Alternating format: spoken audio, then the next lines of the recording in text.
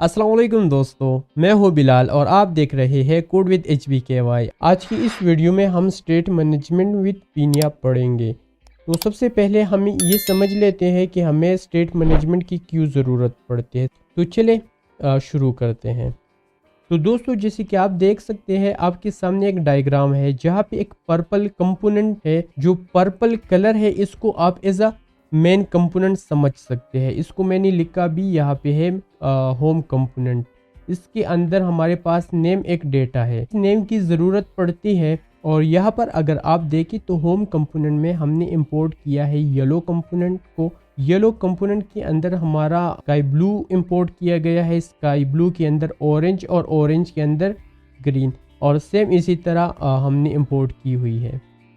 तो आप अगर देखें तो हमारे ग्रीन कंपोनेंट को इस नेम की ज़रूरत पड़ती है, इस तरह स्काई ब्लू को ज़रूरत पड़ती है, यहाँ दूसरी साइड पे पिंक कलर को ज़रूरत पड़ती है और कंपोनेंट येलो को भी ज़रूरत पड़ती है। तो अगर हमने मेन कंपोनेंट से होम कंपोनेंट से ये डेटा पास करना हो तो अब तक जो हमने सीखा हम प्रॉप्स के थ्रू पास करेंगे। तो अभी तकरीबन ये तो 3-4 कंपोनेंट्स है, इजीली पास कर सकते हैं। लेकिन अगर आप देखें तो यहाँ पे फिर भी एक डिसएडवांटेज है।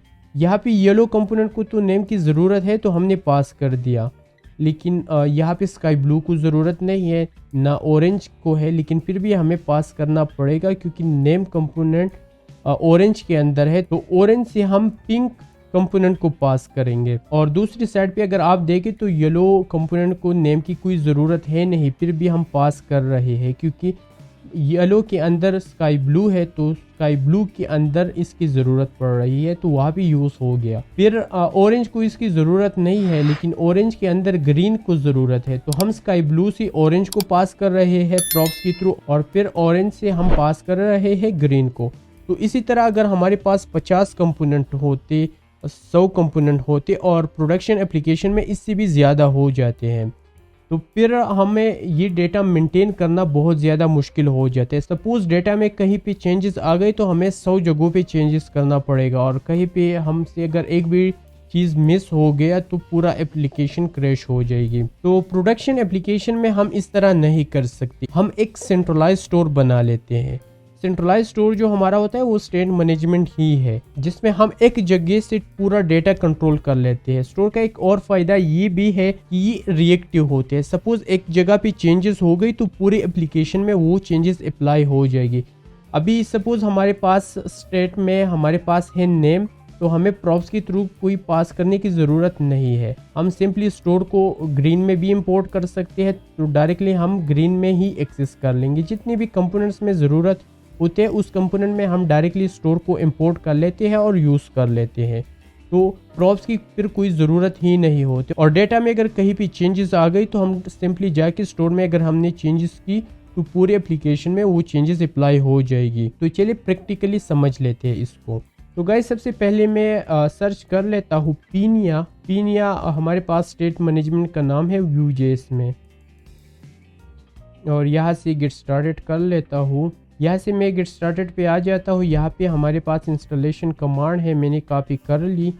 तो मैं टर्मिनल ओपन करके यहाँ पे लिख लेता हूँ sudo और कमांड को पेस्ट कर लेता हूँ।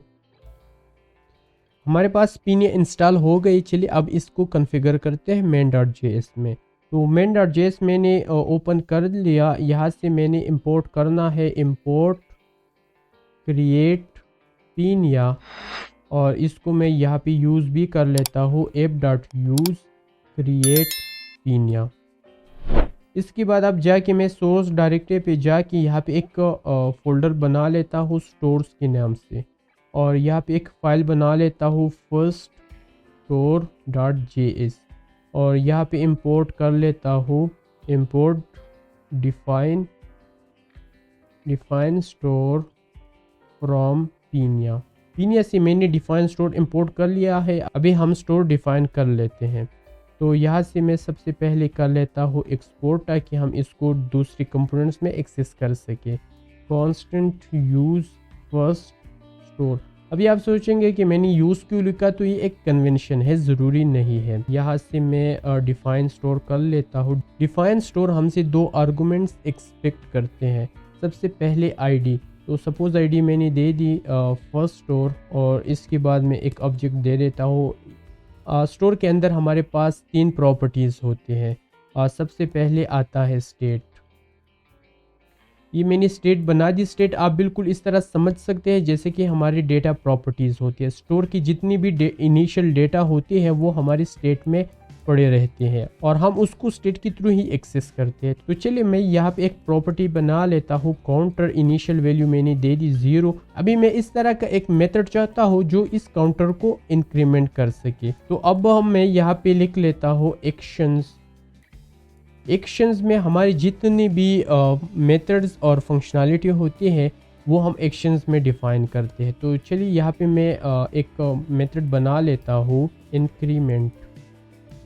अभी यहाँ पे एक और चीज़ है कि हम इस काउंटर को यहाँ पे किस तरह एक्सेस करें ताकि वो इंक्रीमेंट हो जाए। तो एक्शंस में हमारे जितना भी स्टोर होता है, स्टोर की मेथड्स हो चाहे स्टेट हो, वो हम दिस कीवर्ड से एक्सेस कर सकते हैं। तो मैंने लिख लिया दिस काउंटर प्लस प्लस। अब मैं इस स्टोर को होम कंपोनेंट में इंपोर्ट कर लेता हूँ। तो मैं यहाँ पे इंपोर्ट कर लेता हूँ इंपोर्ट यूज़ फर्स्ट स्टोर और इसको यहाँ पे डिफाइन भी कर लेता हूँ constant store equal use first store. और यहाँ पे मैं डिस्प्ले कर लेता हूँ स्टोर काउंटर को स्टोर डॉट काउंटर और साथ में यहाँ पे मैं थोड़ा सा ब्रेक दे देता हूँ और इंक्रीमेंट के लिए बटन बना देता हूँ बटन।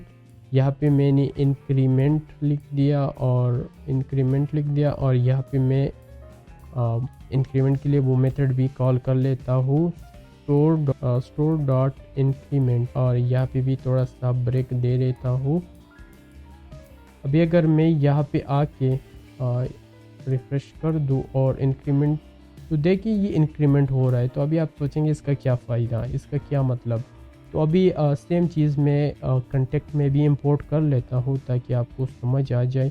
इसको मैंने यहाँ से कॉपी कर दिया, टेस्ट में भी पेस्ट कर लेता हूँ और ये चीज़ भी यहाँ से कॉपी कर लेता हूँ।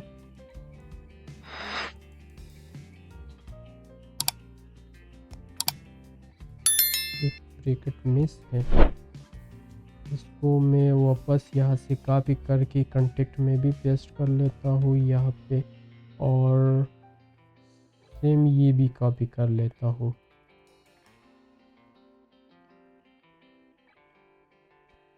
अभी आप मैजिक देखें, मैं इसको रिफ़्रेश कर देता हूँ। इसको मैंने यहाँ पे इंक्रीमेंट कर दिया। अभी अगर मैं कंटेक्ट में जाता हूँ तो देखिए यहाँ पे भी 7 है।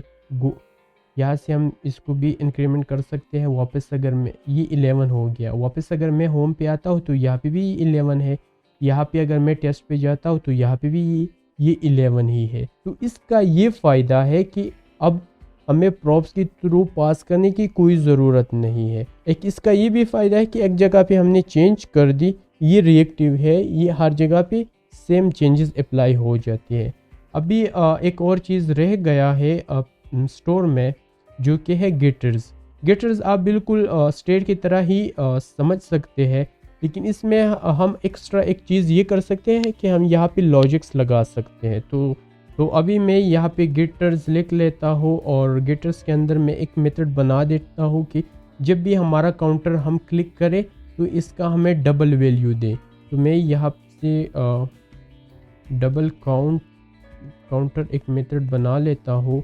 ये हमें जो है ना वो स्टेट एक्सेप्ट करता है। इस स्टेट को हम डायरेक्टली यहाँ पे पास करेंगे और यहाँ से मैं रिटर्न कर लेता हूँ स्टेट डॉट काउंटर मल्टीप्लाई 2।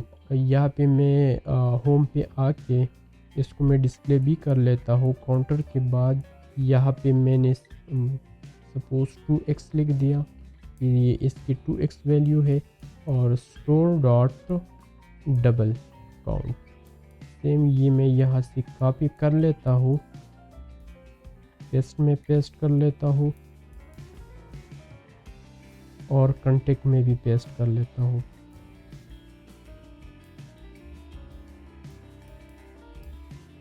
इसको रिफ्रेश कर दूँ। अभी देखें जब भी मैं इंक्रीमेंट कर रहा हूँ ये इसका डबल आ रहा है। अभी अगर मैं होम में जाता हूँ तो यहाँ पे भी डबल है और अगर मैं टेस्ट में जाता हूँ तो यहाँ पे भी ये डबल आ रहा है।